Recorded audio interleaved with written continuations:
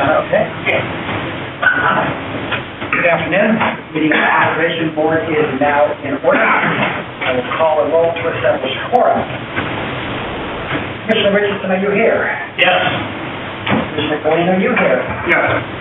Commissioner Schmidt, are you here? Here. Commissioner Johnson, are you here? Yes. Commissioner Wright, are you here? Yes. Did I miss somebody? Commissioner Vincent, there you are. Okay. Commissioners, has anybody read the minutes of the last meeting? I have. For a second? Any objections, any discussion? Hearing none, those are the minutes for the last meeting. Commissioners, have you seen the agenda for tonight? Anybody have any changes, additions, subtractions, staff? Okay. Then this will be our agenda. I call agenda item A, 4528-36, Olive. Good evening, members of the board and public. I am Betsy Bradley, Director of the Cultural Resources Office, and this is a proposal to rehabilitate a historic building and construct a tower on the top of it. The applicant is Mike Stork on behalf of the owner Rothschild Development. I'll take a look here first. This is the building, the existing historic building. We're in the Central West End Historic District on Olive, near the north edge of that, as you can see here on the map. The buildings across the street are the northernmost ones in the district. Project site is outlined for you. You can see there's some buildings on the south side of Olive in that block, but there's also a number of vacant lots. Here are some context photographs. Here is looking to the southeast. We see the building in question fairly far down there on the left-hand side. I would point out the Second Presbyterian Church with the tower, and then is some four-story building, I suppose, that was an office and school building initially. It's back up to the alley, and that provides some height in the vicinity of the project. And then there's the four-story historic Lister building down on the corner of Taylor and Mullen. You see the open sign for Goldwood Farms there in the lower left-hand corner. Their property across the street. Here's across the street on the north side of Olive. We have mostly two-story buildings on that side of the street. This one on the right is considerably taller than the more typical two-story commercial buildings that are further to the west on the left of the photograph. And this proposal here is represented in this rendering. We'll go to our images first, and then I'll talk a little bit more about the historic standards. On the ground level, we see the historic warehouse building and brick, almost white terracotta trim on the front. Its storefront has been until over the years, and this shows a rehabilitated storefront with two garage doors that exist there. The tower rises from the back portion of the building. The main part of it is set back 50 feet. That stair tower comes 25 feet closer to the street. About that. And you can see there's a roof deck at the top edge with stair bridge. There's another view looking to the southeast as well, a little further away. Or I guess this is the first one facing southeast, the other one okay, here we have some more elevations shown in drawings and in renderings of how this residential tower would rise from one story. Elevation on the east, you can see the domestic part of this addition, the balconies, the outdoor living area on the east and the west of the tower portion, and the stair tower on the right of the street, and the elevation on the west as well. Here's a plan of the existing building, the ground floor, the portion of the building near Olive Street at the top of the plan, commercial use, and then that ground floor is used for interior parking. see the flanking buildings there as well. These floor plans are not as a detail that you can really study, but they show that you have a corridor with large units on one side and on the other side, with a setback from all of which would be. Here's the detail of the rehabilitated storefront, ours put off here on the storefront level. And here's how it's existing for the materials. The brick context there, we're going to refer to the existing building is very good exterior tower. The cement board panels more than one size as shown on the left. Some wood accent, metal, a railing from the top. And then, if we're thinking this is a little bit of an unusual intervention in this building, which it is, I always kind of like to take a look around and see what other folks are doing. And I think we will see more of these kinds of interventions in some places. Here's a good example in Louisville. This is known as the Green Building. And the tower rises towards the rear of this conventional three-story mixed-use brick building, East Broadway in Louisville. More visible on the back than on the front, but it's interesting position there. And recently I was in Nashville and spotted this building, which has a small three-story or four-story component there, and a large one-story level, which is more analogous to what we have here. And this is at the southern edge of their downtown in the Gulch area there, and they've added residential units above that one-story building there. If you look in the upper right, it's a little bit hard to see, but they even sort of extended an angle out beyond the base of the building. So they've taken that building as a platform and added to it in a contemporary forward-looking way. And the thing is, I think many people would think that it would. So I just do that for contemplation. I thought it would hear more. So getting back here to our project in the Central West End, I noticed that this is there will be 29 units in the residential tower. I also noticed that building goes all the way through the alley and you can windowless on the side, so it's definitely a challenge. I thought it was important in this case to look at the intent of the Central West End standards. And this is a major intervention in a historic building, and it's somewhat visible in the streetscape now, and as development occurs on that streetscape, we don't know how much that will change in the future, but something to think about. This is the kind of thing we want to support in the Central West End Historic District. I noted that the district standards say that we would hold the individual architectural integrity of the buildings in the district.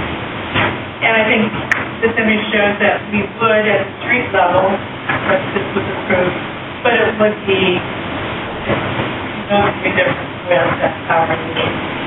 And we need to think about what that would be in the end. Standards also say when new construction is proposed, there should be compatible relationships between the new structures and the existing ones.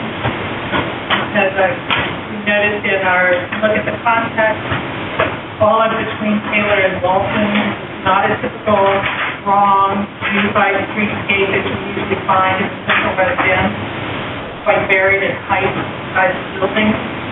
With long glass flats, the continuity in design and uniformity, building height and scale that we usually use to judge new construction and visible additions such as this one.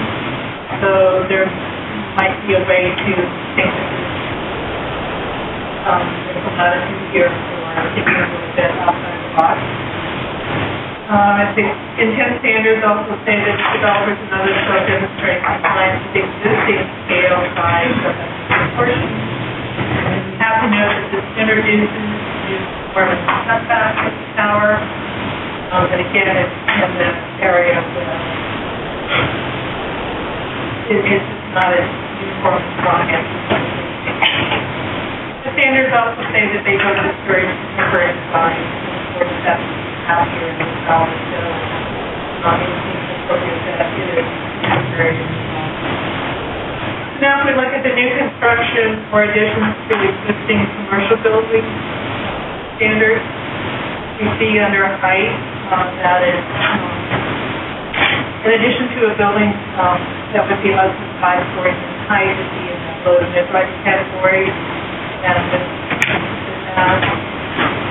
it does introduce new heights, but pushing the height to the back of the lot a little bit tempers the perception of it.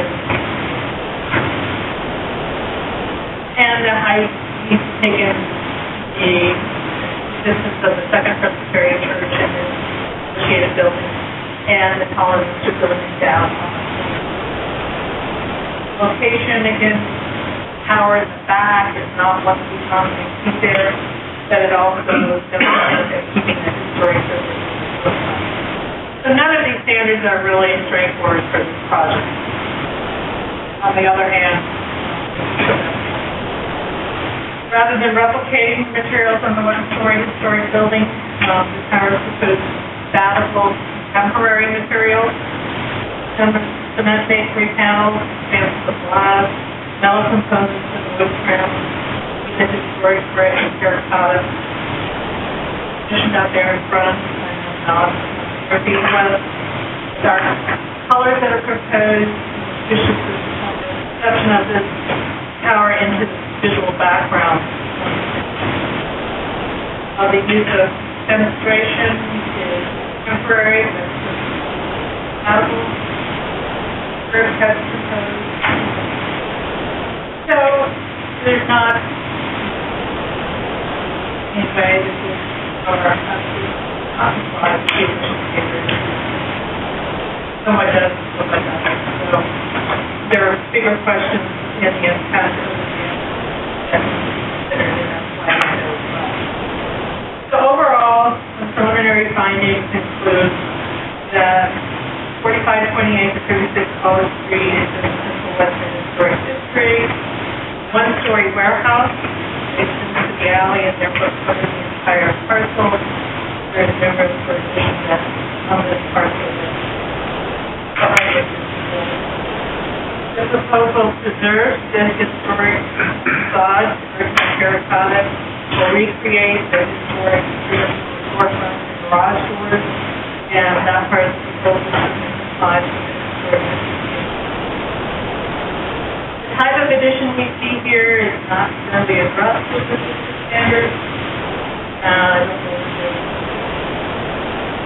Actualized as non-standards written, because the additions occur to the side of the rear. The past position of the tower maintains the perception of the historic building. If you were walking along the south side of Holly, you would experience one to the west, as well as the ground story building east, and experience that as a historian.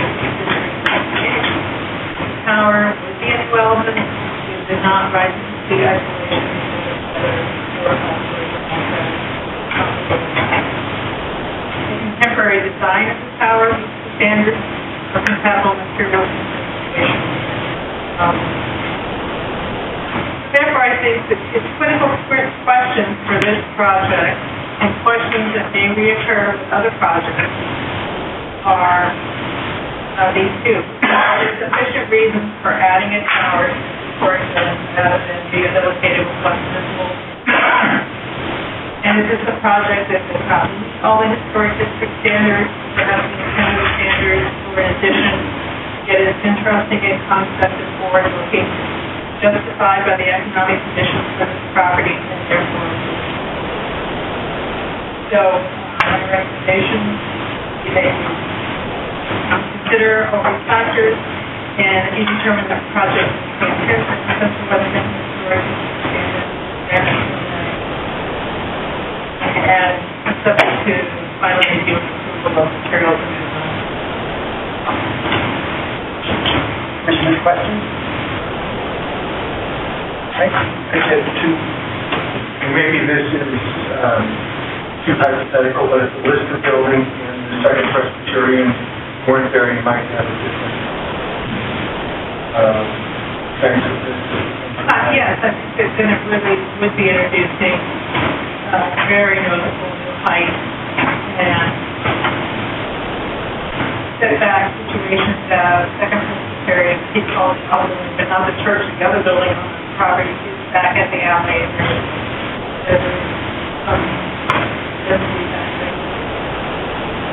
Exterior materials are compatible in what way?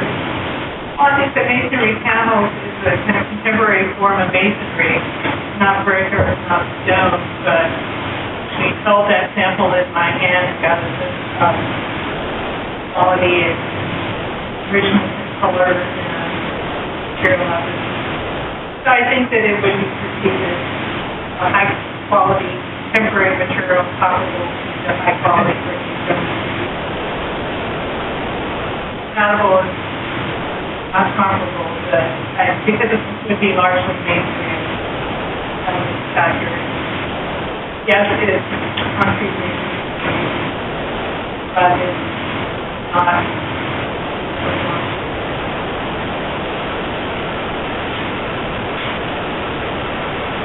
Other questions? Yes. Have a letter from the Central Western Association Planning and Development Committee. They reviewed the project on March 14th.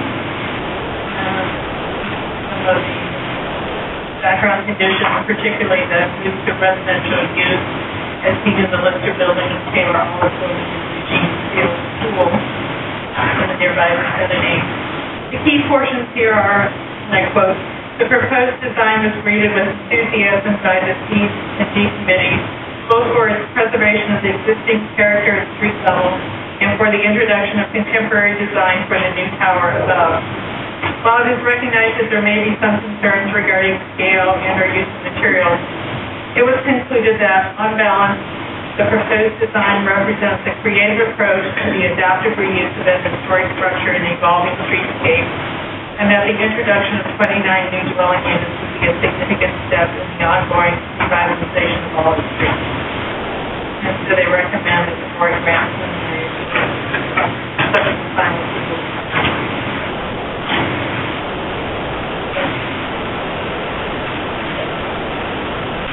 Alderman Griffin, would you like to be first or last? The applicant? Hi, thank you. Michael Schwartz with Rothschild Development. I'll keep this relatively short to answer questions, but I want to talk a little bit about how and why we approach this the way we did, because I think that that's probably the main question, is why does an intervention of this scale and height need to take place? And, you know, as a developer, it's not just about making money. It's about making interventions into neighborhoods that are sustainable, both in economically, socially, in many different ways. And to do that, every street, every neighborhood really has to be looked at differently. We're in the Central West End. We're in the Central West End Historic District. We're pushing the boundaries north here. As evidenced by the fact that this only, within the last 2 years, became part of the historic district of Central West End. In pushing the boundaries north, number one, we feel that it's important, and we feel that it's something that should be done. But we found and we believe that to make that sustainable as a development, it needs to be at a scale such that it brings a certain number of people, and not just to visit, but to live, to reside. It brings a certain number of people, and it brings an economic, a visual, architectural impact that is special, that is not something that is seen everywhere. This isn't this isn't about building, 600 student houses. This is, that fills a need for housing. This fills, we believe, will fill the need of a community and of a street and like I said, pushing those boundaries. And yes, this is bold. And so in approaching the design, we had this building, and it is a 15,000 square foot, one-story building that only has windows in the front, like you see. There are not a lot of uses for a 15,000 square foot, one-story building these days. This was part of Auto Row. This serviced automobiles. It was a garage with a tiny bit of retail waiting room originally. But in approaching this, we look to the Central West End standard. We also, even though we're not utilizing historic tax credits, we looked at what the National Park Service says about how to approach additions to historic buildings. And both Central West End standards that encourage contemporary design, as well as the National Park Service, they always say when you are making an addition to a historic building to make it noticeably different but compatible in some ways. And so the idea here was to not so much build a building on top of this, but to build something that appears to be rising from behind it. This building is sitting on another lot behind this existing building, and we feel that that has been achieved, and that's achieved because of the relatively narrow nature of the street. You're never gonna see it from any further back than this rendering is showing. So we also we pulled it back from the front, but we put the stair tower and the common roof terrace up at the front, really to bring life and movement to Olive. We want to show people up on the street. We want to create that perception of population and of safety in making this intervention. So that's why we did that. There was a little bit of talk about materials, and I'm happy to pass these around. So renderings do read a little dark on the screen, but basically these are cement panels. They are the same quality as brick. They will never require any maintenance. They will not discolor. They will not. They do not deteriorate. And they've got the life of brick. And so that's why, although they come at a cost, we've chosen this as a cladding material because we do believe that it harkens to the quality of the materials that make up the buildings in the Central West End, and that is why these buildings are still standing, why there's a historic district, because of the quality of the construction. So we want to build something with that same longevity. What else? I know that I'm never going to do a project. We're never going to do a project that 100% of everybody is in favor of. I mean, it's rare. And I know that, while, we've been received favorably in the neighborhood, there are some people that are not going to like it. And, we have tried to, address those concerns as best as we can. We are, but at the end of the day, we are doing what we think is best for the city, for the neighborhood, and if I could make every single person happy, I would. But I probably wouldn't be in real estate development if that was my goal. So I'm happy to pass these materials around. I don't need to pass the glass around, but samples of the cement fiber, and then we are using some Ipe hardwood as an accent, again, even approaching the roof decking material. We wanted to do something that really has the quality that the property in the neighborhood deserves. So I can pass it around if you're interested, and answer questions.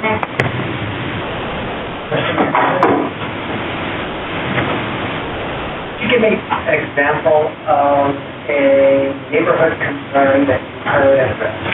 I know you're going to hear one afterwards, but with the houses on Westminster, just to the south of it, I know that there is concern about privacy and about this building kind of overlooking their backyard. What we have done to help eliminate that concern is there are only 6 windows on the rear of this building, and they all look into bedrooms. We figure that bedrooms, most of the time people are going to have their blinds shut, and there's no public spaces that look out. While the building is 5 stories, it is, because there's 9-foot ceilings in there, it is actually shorter than the Lister building that has, really tall ceilings, as most of these historic buildings do. It is shorter than the church and school building, just to the east, on Westminster. And because it's to the north, we're not as concerned with shadows being cast into people's yards and things like this. Because it will be an impact, but we feel that overall it will be a positive impact that'll bring activity, safety, security, and life back into a block that is almost vacant. Any further questions? Thank you. Michelle Ashley?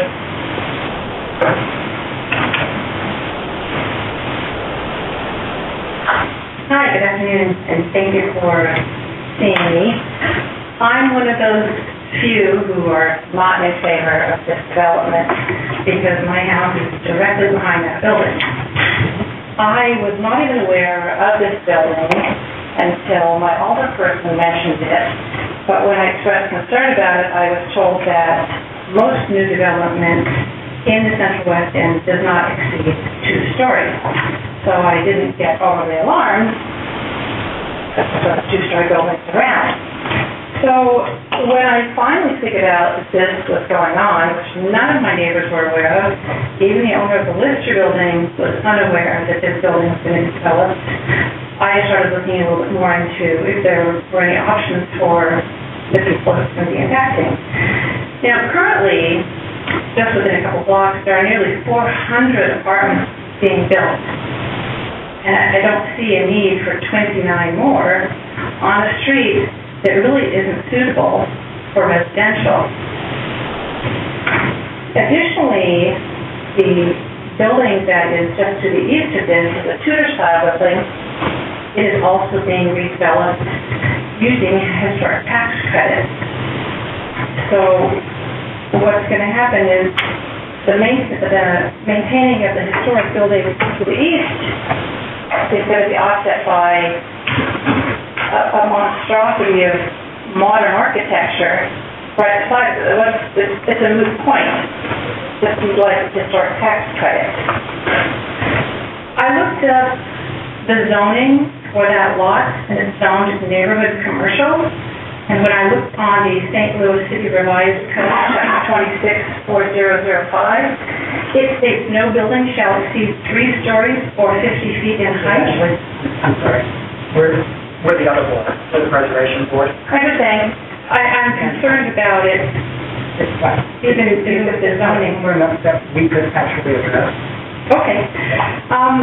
In this report, it states 1/2 of the frontage is without buildings at the street level, 1/2 of the street. That's inaccurate for a couple reasons. You've got all historic buildings, but the places that don't have historic buildings are owned by Bowood Farms. It's their parking lot, their growing grounds, and their retail space.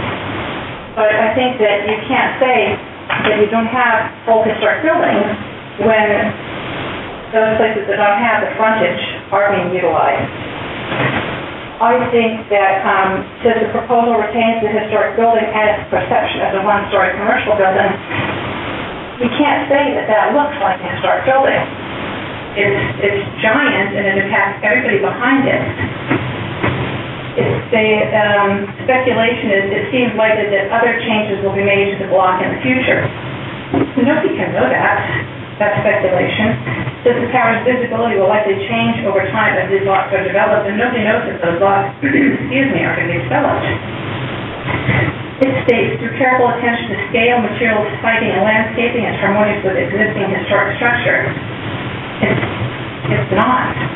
The materials, the design are really outplaced. And you can't compare it to the church. The church was finished in 1896.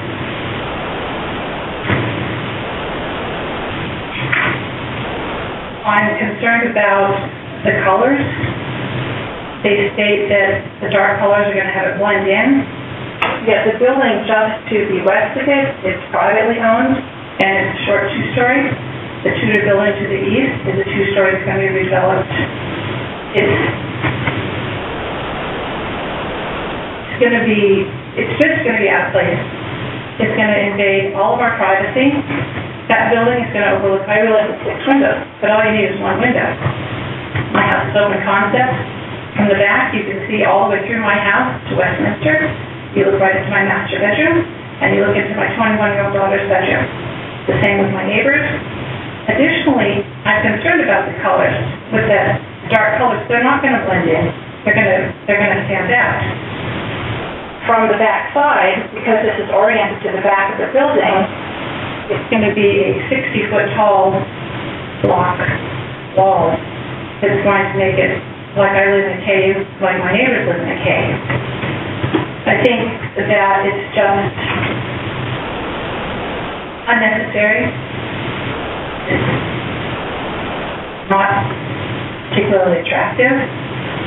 Additionally, I found out that the parking for the building is not going to utilize those garage doors at the front. It's going to utilize the alleyway. So you get to put, I would say on average, an additional 50 cars spread in and out, to an alley that is not a one-way. It cannot accommodate 2 cars passing each other. The additional noise, the dumpsters are going to go out behind the building, which is going to be additional noise. None of the neighbors were notified, and I have some neighbors who think that it was being snuck in under the wire. I feel a little bit deceived. It's unnecessary and it's unwanted. Appreciate you listening to me today. Question?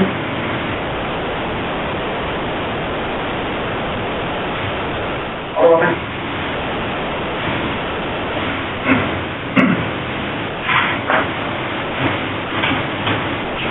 Thank you. Back in January, when I was at the Westminster Tri-Lock meeting that was held at the Second Presbyterian Church, I did talk with neighbors, and I told them that a project was coming here. At least we thought it was going to be coming here. At that point, it wasn't financed. We didn't know for sure if it was going to happen or not. And I wasn't aware of the design. I mean, I knew it was multi-story, but I didn't know exactly what it looked like or what the materials were. So I did tell the neighbors about it back in January.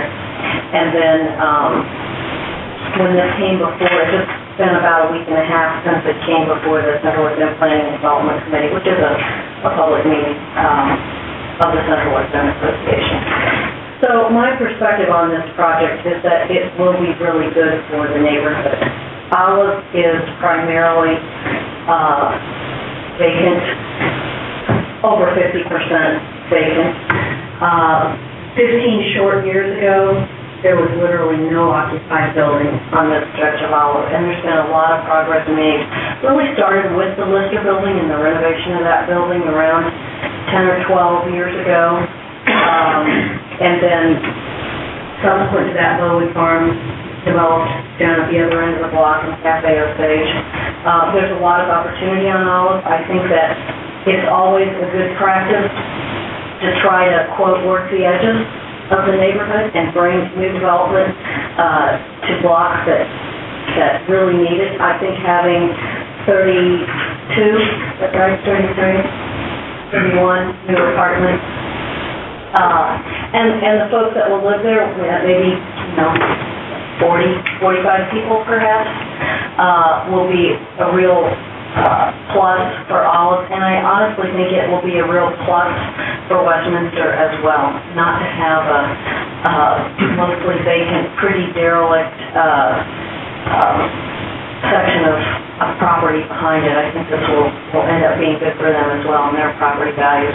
I do understand that when you're used to living with nothing at all behind you, something that's been vacant for a long time, that you can certainly get used to not having anything there.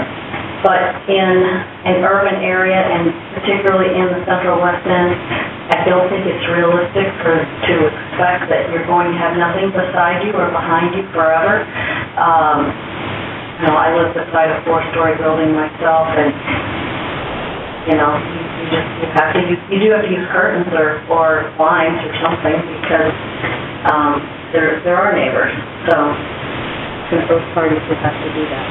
So I'm in favor of this project. I think it's a good project. I think it looks good, and I think it's going to be a really important development for that section of Olive. Appreciate your support. Questions for the Alderman? Does the access to the parking bother you at all? Are you okay with the alleys? Well, that's kind of what alleys is for,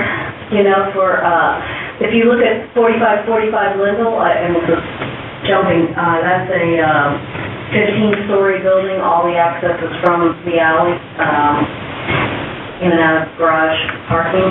So we need to pave the alley again or something, we'll have to do that. But,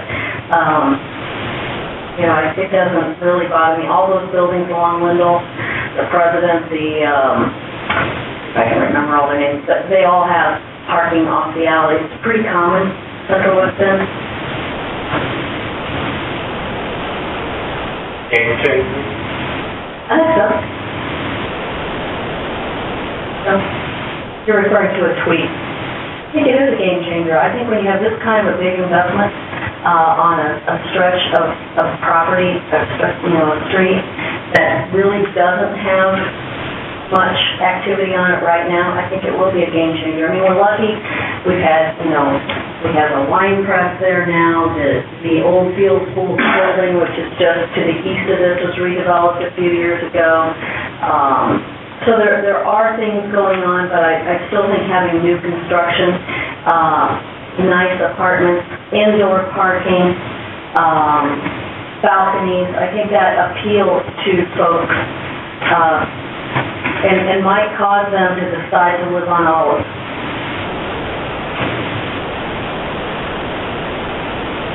Just a curiosity, is this in the form of zoning? It's not.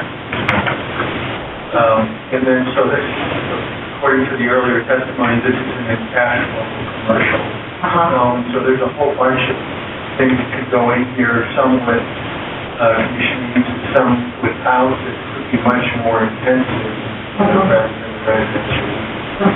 Good point, Craig.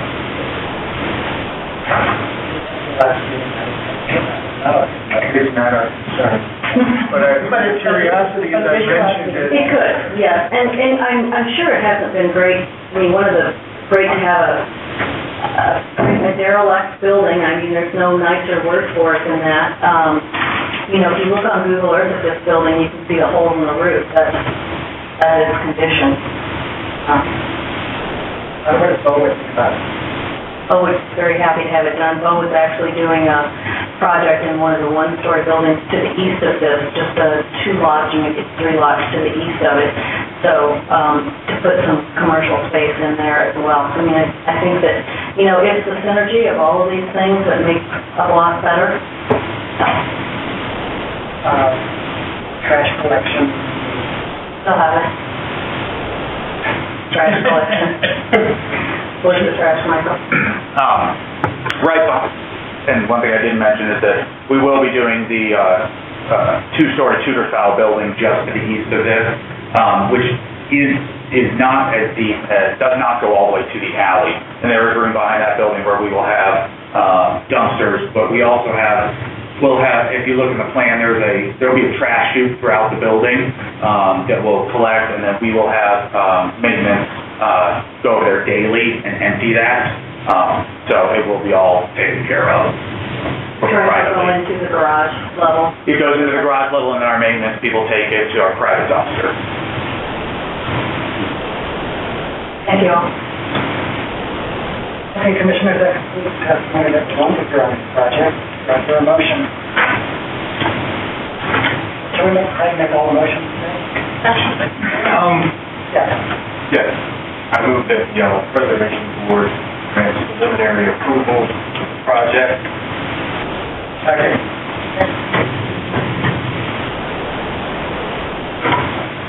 Trails. I'm sorry. I'm sorry. And that,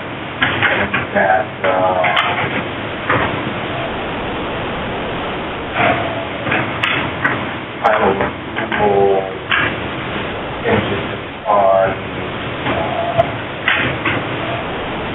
materials, details, and such cycle. Okay. It's been approved by House Resources. You have 2 seconds.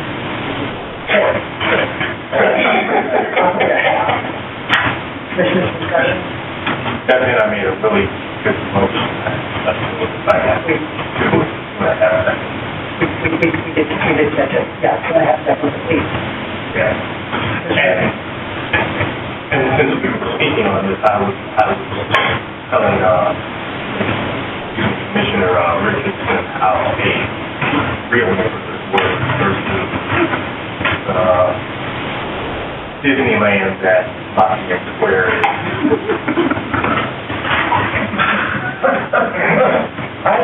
I believe you can probably get majority votes depending off if they're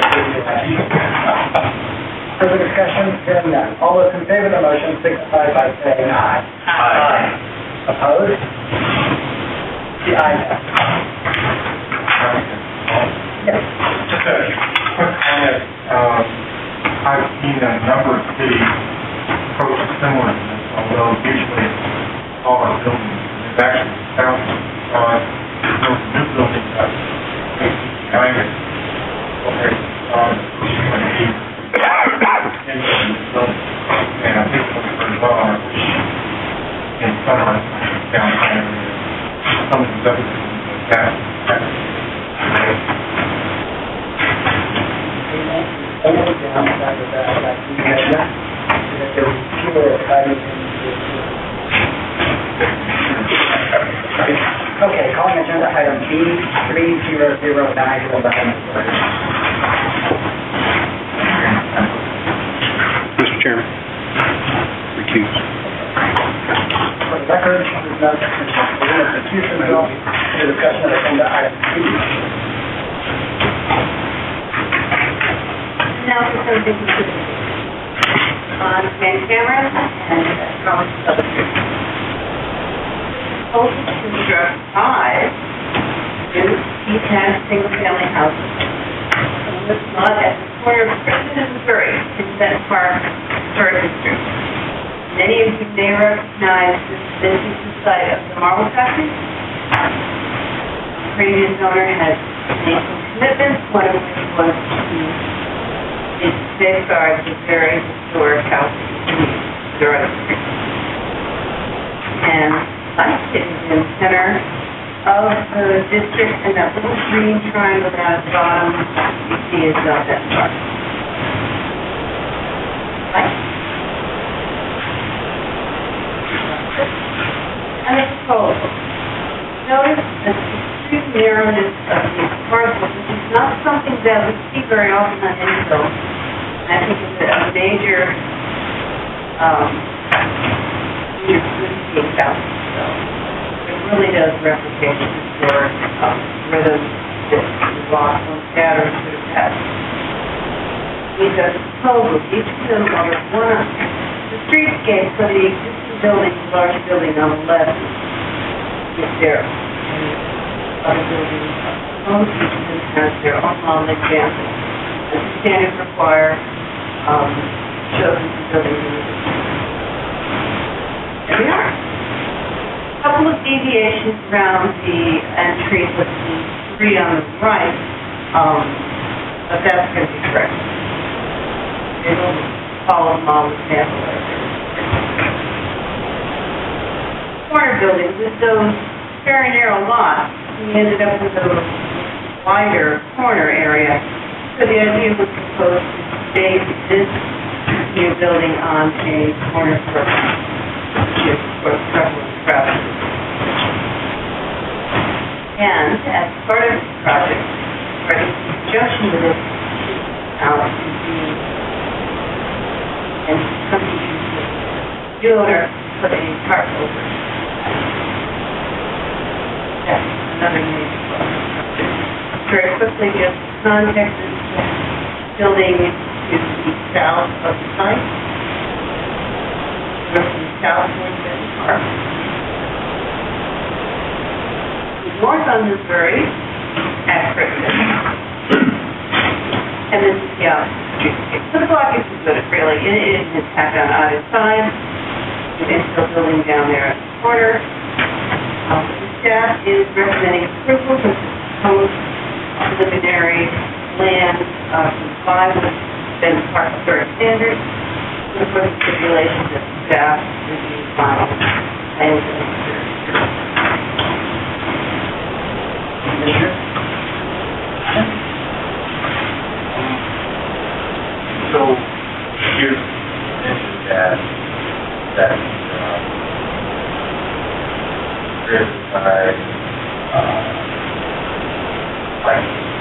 yeah, they're showing a narrower and segmentally arched entry, but they will replicate model capture which didn't have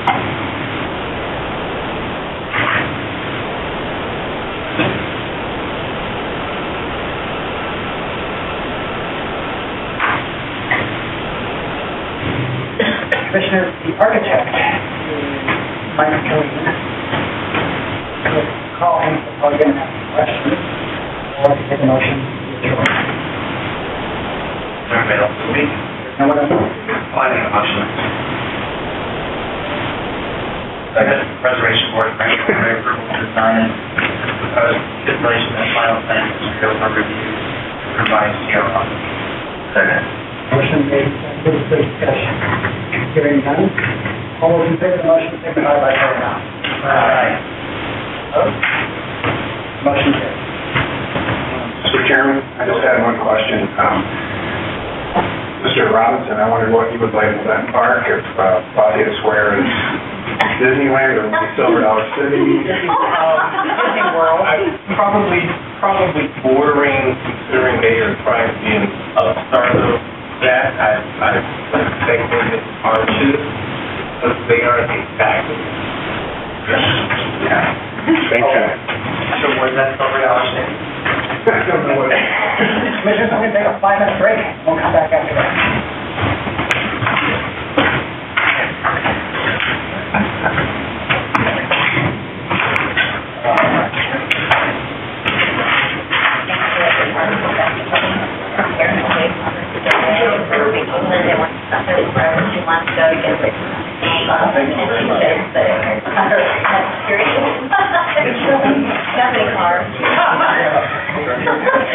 You just love like the comments just telling you like how informative it was.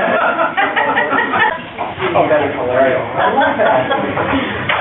I wasn't sure what to say, but I was sure it was quite a diverse. Same one.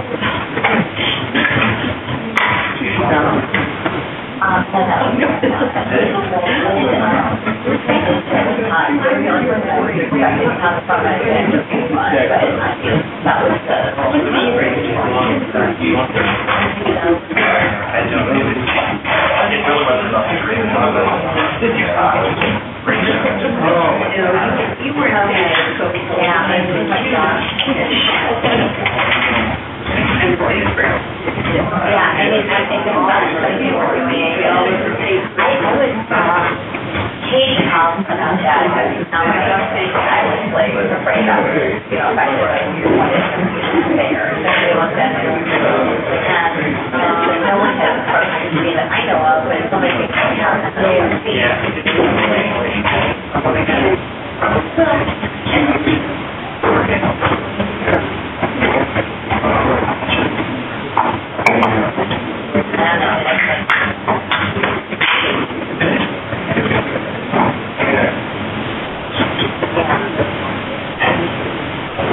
What's going on, sir?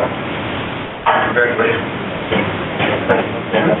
Two down and two to go, actual top. I guess that was time for us one.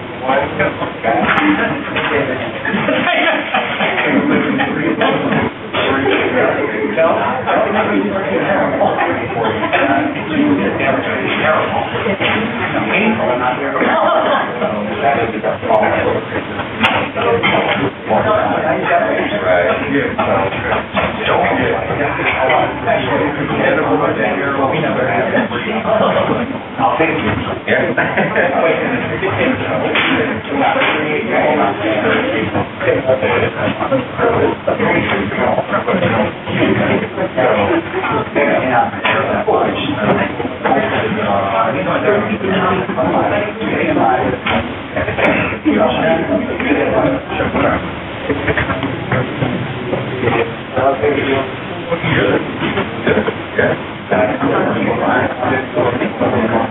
How was the last you were?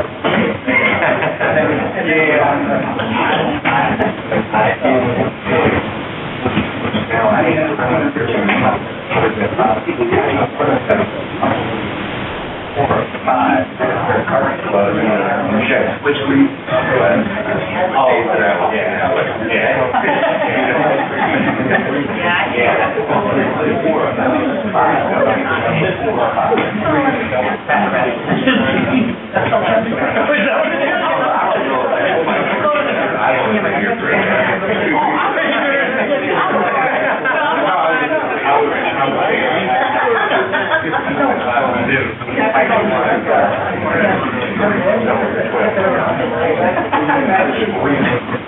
That explains it. I'm proud of it. They kind of show you the how we're going to build on her. Oh, yeah. We actually talked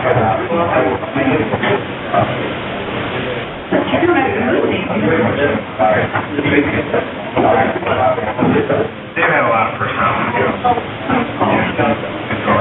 Yeah, he and I talked about it, but no, we can't do that, we gotta do this. You told me to tell it.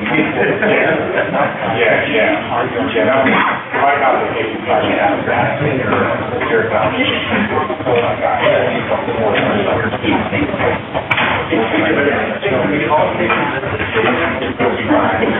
And then what were you talking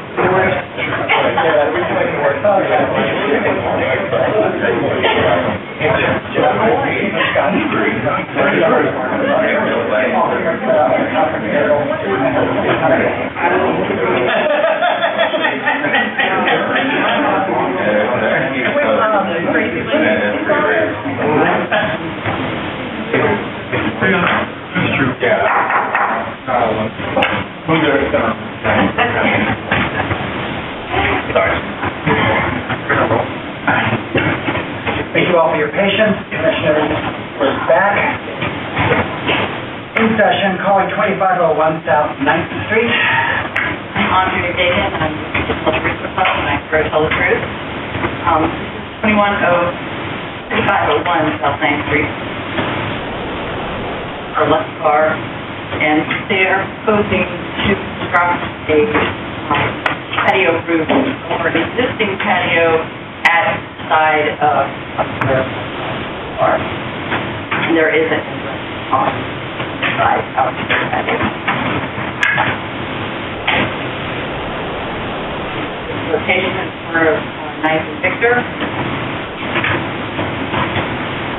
This is a close-up of the existing patio. And there are retaining walls that goes around two sides of the patio, as the grade behind it side is slightly higher.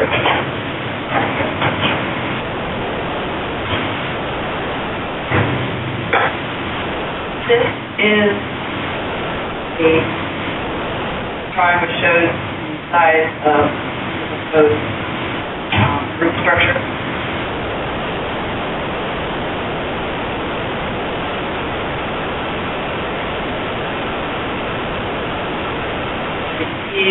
They're proposing a simple roof structure is untreated.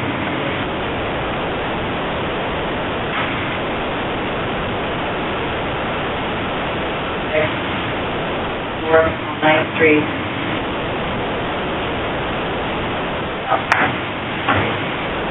Directly across the street.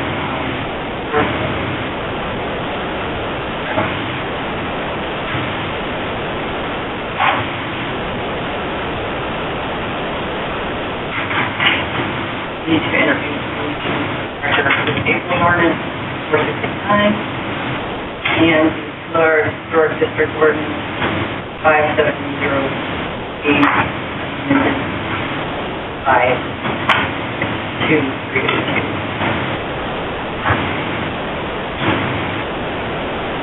The structure does not comply with the Historic District Ordinance.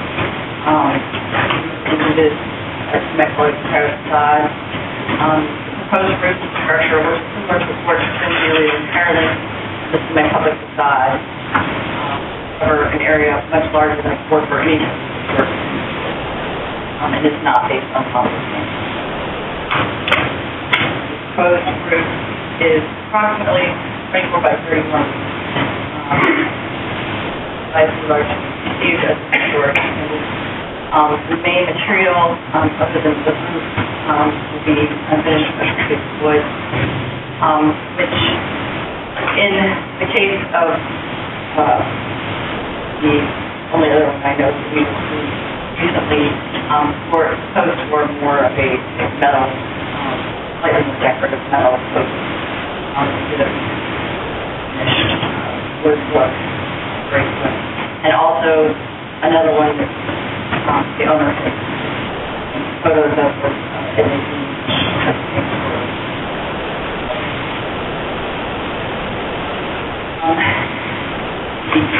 roof is constructed on a semi-public facade and is highly visible from the street. This is a letter from the restoration group with their support of the project. As the proposed structure does not meet the historic district standards, the resource office recommends that preservation for hold the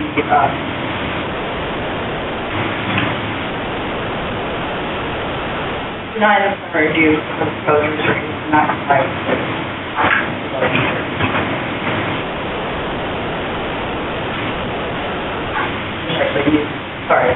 deny the application. Commissioners?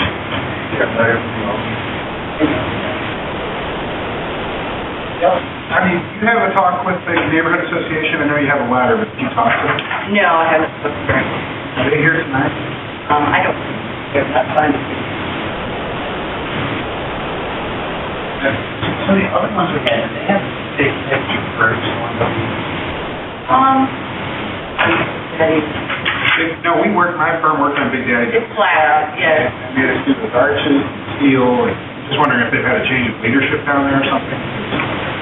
They have, they do have a different board, I think. Really some of the people. Any questions?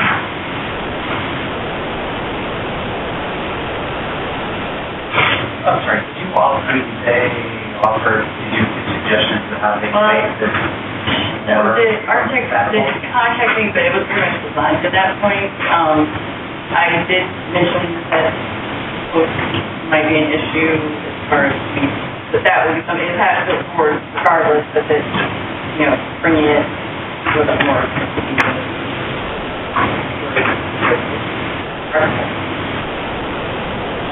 But, and I mentioned at least, painting or painting to make sure, and that was not added.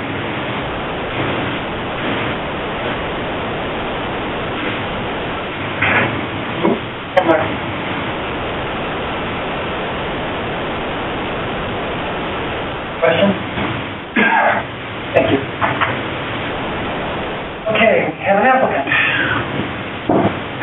Hello. Hello. My name is Patrick Lowry, and I'm owner of the property in City of Buck Florida. A couple things that people were talking about. As far as SRG support, we initially did come up with a flat roof design. We proposed that to Jay Gibbs down there when the rest of the planning review board. They were not happy with the Big Daddy's roof, the Big Daddy's setup, which is a flat roof, so we switched to this style at their request. As far as the unfinished pressure treated wood, that was something my architect put in there, and I'm very happy to, if anything, if saying it, to do something to be more in line with the feeling out in Seward. Just a few things about the route and the location. I'm very happy to be in Seward. I love it down there. I love the neighborhood. Both the architecture and the people have been very well to me. They're very excited with that. This building has been vacant. We're probably vacant for over a year and a half. It's now a nice little corner bar. It is very small on the inside. I think my occupancy level is 30. With my patios, that's an additional 70. Of course, I can use the patios when the weather is great, but I'm looking for something that I can use into late fall, maybe into winter as well, because of the night you can't decide on it. And this is a new experience for me. This is my first business. This is my first time coming down and asking for something from historical review, and I want it to be a learning process for me as well to know what I can do. Maybe I can work with anything else, something that's more acceptable, maybe smaller, maybe different coast type material or design. And, you know, it's been denied, but I'll ask you a question now. I'm not afraid to ask that question. But if I did deny today, can I come back with maybe ultra drawings and appeal or maybe submission? Yes.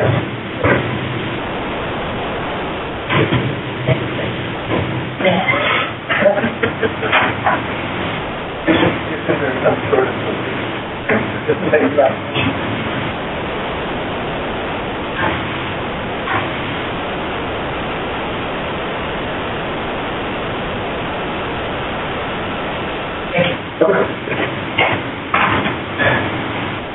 there's no one else. Very much.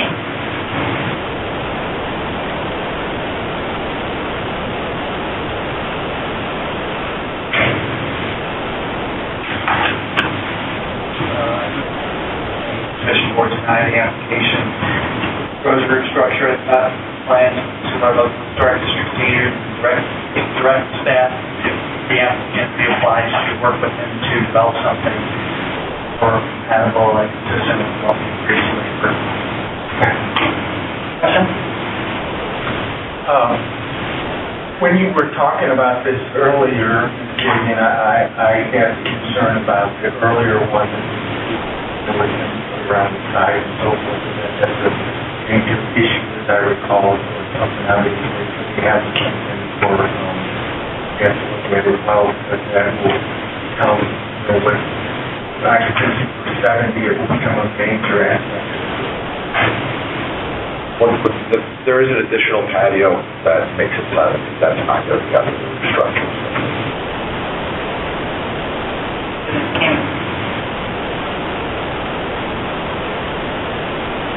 Question? Motion on the floor to deny the new application, to work with the applicant to find something more in compliance with the local historic district. All those in favor of that motion signify by saying aye. Aye. All those opposed? Motion carries. New application is denied. After the direction. Commissioners, we are now going to reconvene as administrative board and hear an appeal or denial for 2201-2203.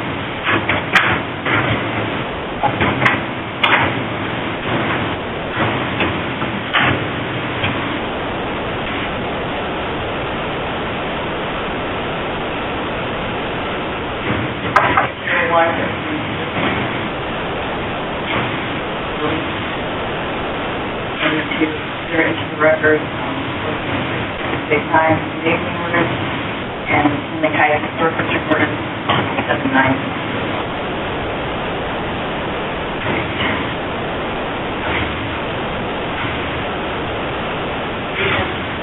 Building is conceptual and is the existing second story wood window. It's the only wood window remaining on the front facade. The other windows have been previously changed.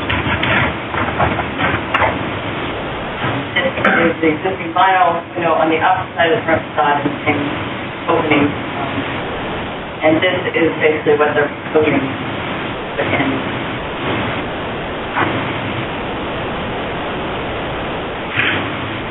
You see, the material profile and number of windows are much different. It also goes to wrap brick mold and that should not be type of storage. Do not allow vinyl. Context, long and if you recall, this building really here for the preservation board, as they had put the wrong windows in the building, they voluntarily changed the 4 windows in front to were allowed to the size and their possible wrap. They were open. And this is kind of street and out. In looking at buildings on the street, I would say the majority of them have either formed changed fairly in the last year.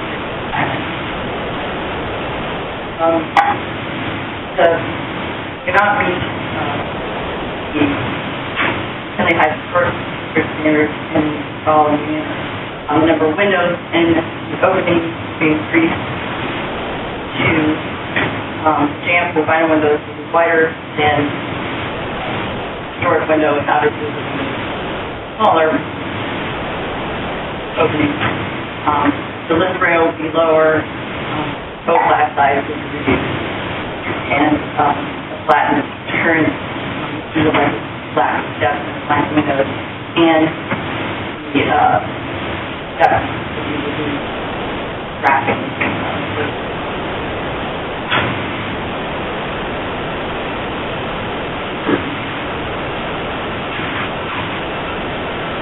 Because of this, the Conservation Office recommends Preservation Board full director's denial of application, which is not entitled.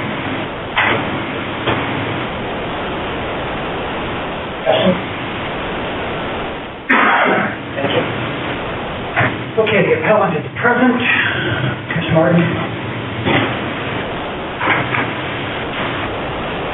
Good afternoon, Mr. Martin. Good afternoon. We're building a record here for your appeal. Tell us your name, Byron Martin, your address. 5078 Washington Place. Is your testimony going to be the truth? Yes. Did you bring anything that you'd like to introduce into the record? The only thing that I have is maybe a little bit, I've got a picture of the entire front of the building, so it'll kind of give you a little bit more context. So all the windows in the front of the building will be touched that way. We'd like us to consider it. Give a copy to Adonna there, and she'll distribute it.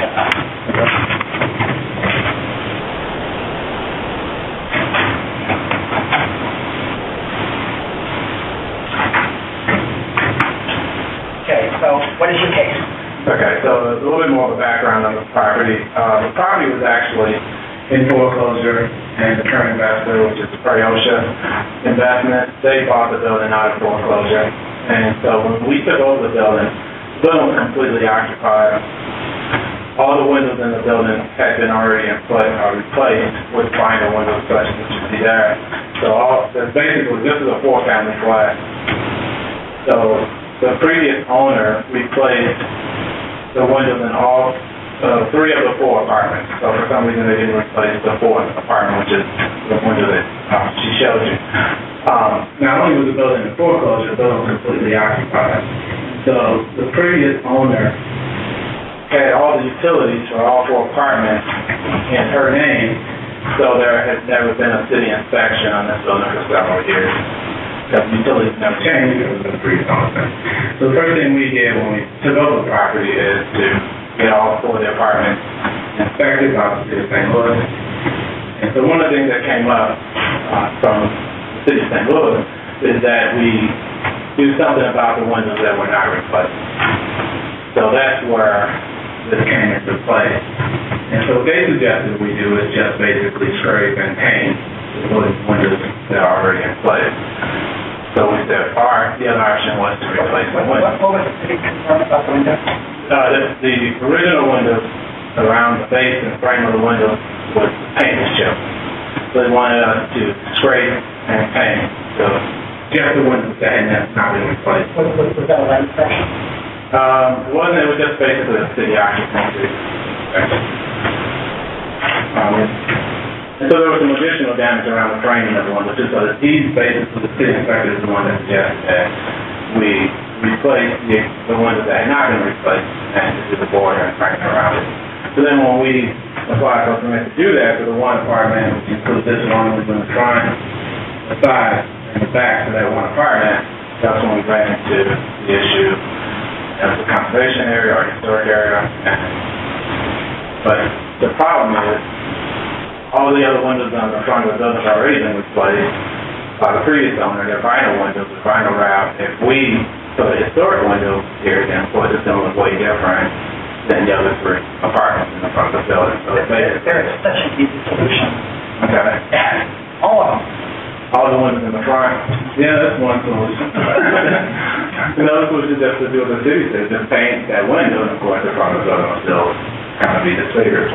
But I mean, we basically this investor, this is an area, I mean, generally, most of our investment properties are in South City, but they're in Power Grove area, so this is kind of the first venture down east of the Grand, east of Jefferson.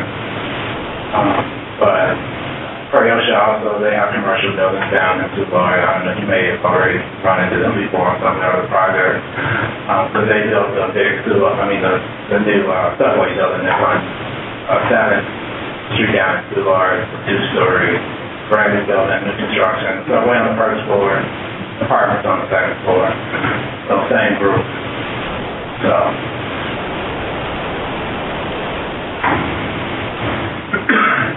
Commissioners, did you bring any financial information? Well, I brought the proposal that we got from Window World as far as the cost and materials that, it takes to replace the windows for that one apartment. And vinyl? And vinyl, yeah. What about some charts? No, we didn't get an estimate on that because there was only one apartment out of 4 that didn't have replacement windows. You're welcome if you think help should be, I'm not sure how much. No, it just gives you the cost of what we've already proposed and the material that's consistent with the material that was used on the other windows. Question? You're planning on replacing all the windows in the apartment? Yeah, all the windows in that one apartment. So that would include 2 windows along the side of the building and 2 windows in the rear of the building, which would be consistent with the windows. Because all the windows on the whole building have already been replaced, going around the back and the side, except for this one apartment.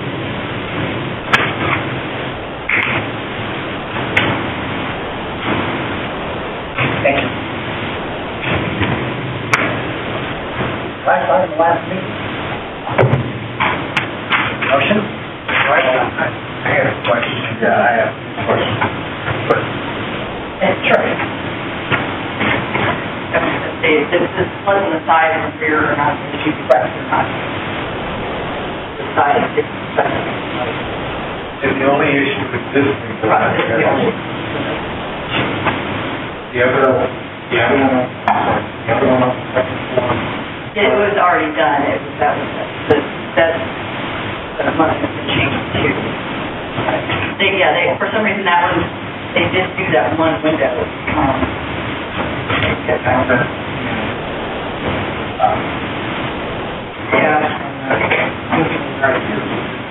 I believe it has been, Those 2 windows are for the same apartment. Right, okay, so these two. I thought, that one went out.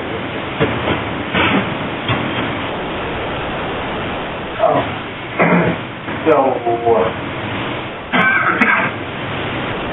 my question is,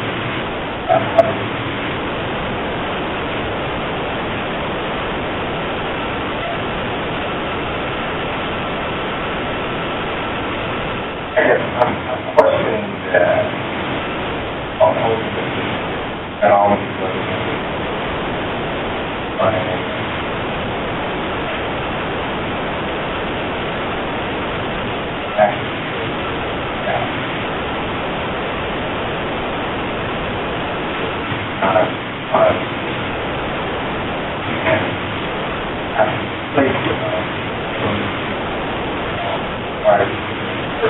I mean, it'd be different if sort of, I guess,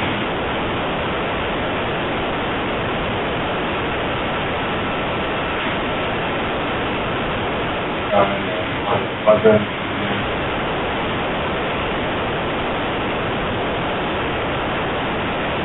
that all of you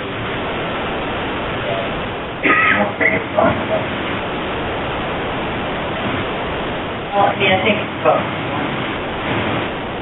standards we're allowed to do it, but, I mean, I think another issue is that not only is it changing the windows, it's doing two windows. I mean, it's not just changing it to material, it's completely altering the.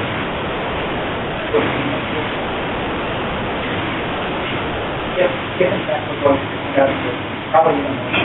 Sure. So, another motion? Either way.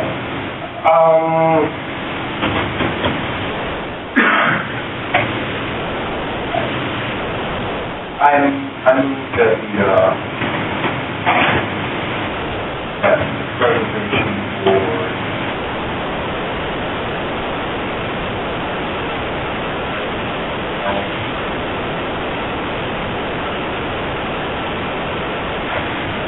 how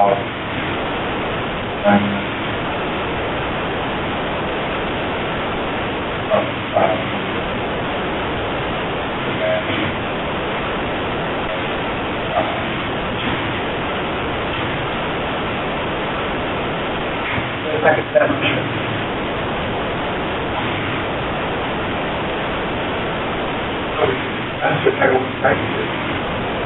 Okay, so, quite honestly, I understand how the code reads, but what we've been faced with here is one historic window that doesn't match any of the other windows, and the other windows aren't on the table because it's already been. So now we got built into that. And it's a bit funny. I mean, I agree I would be anti-vinyl if it's different. And it came down to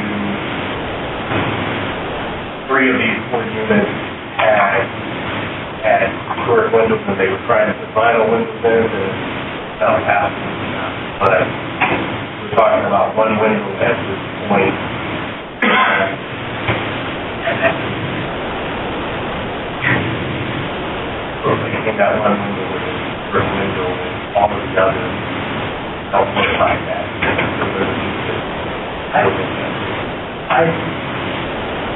I buy that the building is going to look odd. I note, though, that the building looks odd now is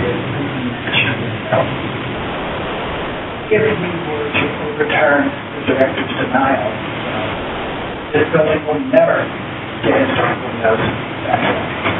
Because when it's time to replace the windows in the other 3 units, they'll be able to point to our grandchildren will be serving on the restoration board that their grandparents said, you know what, screw the code, go ahead and let them fix the window. Don't forget, during the passage of time, the rights will be lost and through the code could easily, people would think of it. And so I would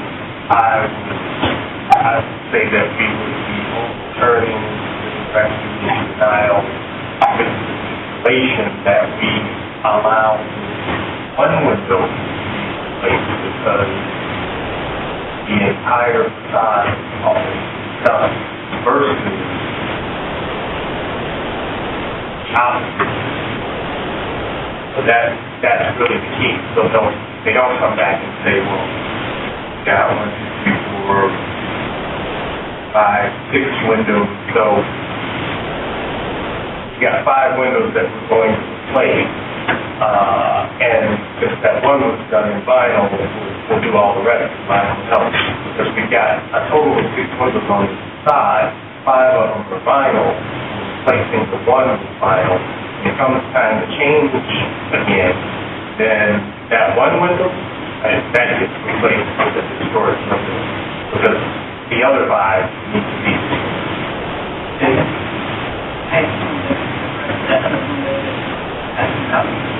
It looks like they are replacing it. I'm not sure that it's already replaced. That doesn't look like it's good. So that one's cracked. So they are replacing it and maybe replacing the final window. On.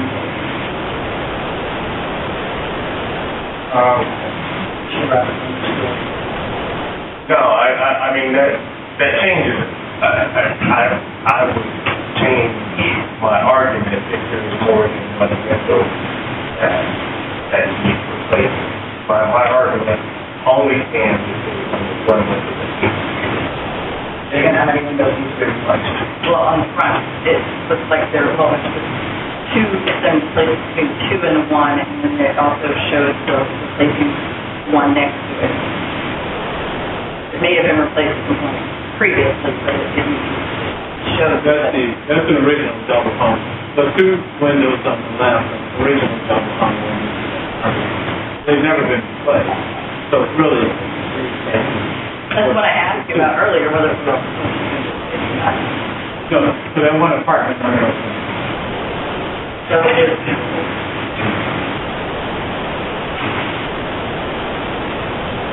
Commissioner Roberts, you still have the floor. No, You done? Okay. Commissioner Bishop. Just a comment, if these 2 are not, replacing my windows, next week what might happen in the low would be crossover. There's one at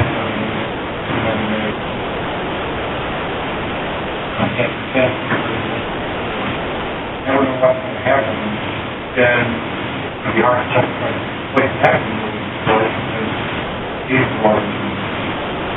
Commissioner Bishop arrived dressed as a ninja and 36 broken windows ahead.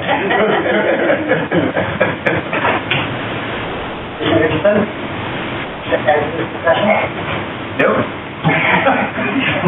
Down on the end, Commissioner Killeen. All right, so, this thing sounds so great. This window and which other one's coming? One right next to it. This one? Yeah. And they're both wood now, and they want to put vinyl. That's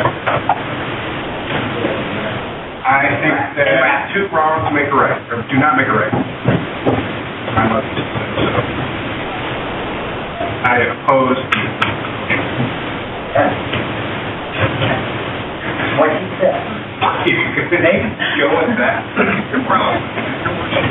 Okay, I mean, it's a tough one because, as a real estate broker, this is something that I'm going to look at, and with an odd window, it sort of does upset the balance of the property. However, to Mike's point, 2 wrongs do not make a right, and unfortunately, I don't know what we can do to, back to, Anthony's point, to make this building sort of have a consistent look on the side. So it's a very, I'm torn on this. This is a very tough one for me. Because I agree that, I don't even know, I guess part of my challenge with it too is, I don't know under, I guess, what authority we would be overturning it, because, the only thing that we're looking to overturn it based on is just the fact that the other windows have already been replaced, and I don't know if that's a strong enough argument for us to, and a precedent for us to decide as a board. So I think in light of that, to me, I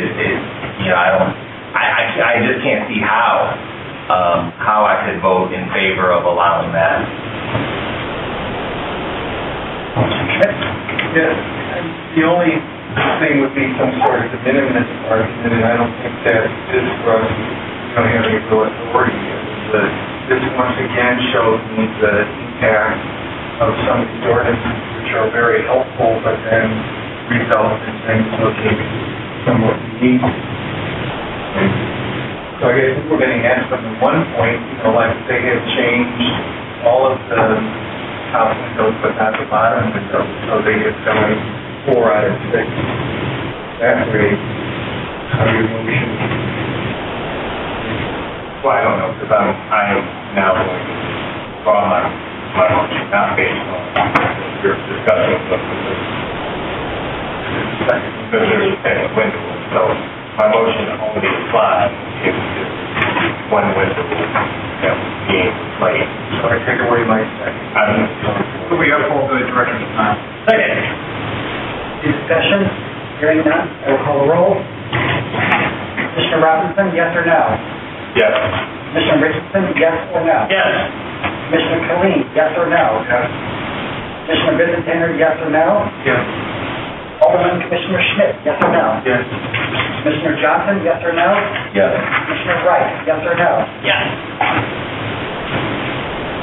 Yes, have it. The direction denial is upheld. Commissioners, this concludes the printed agenda. I would like to take a moment to thank Alderman Schmidt for his service on this board. And his service to the city of St. Louis, which I hope is not yet done. Do I hear a motion to adjourn? Stand adjourned.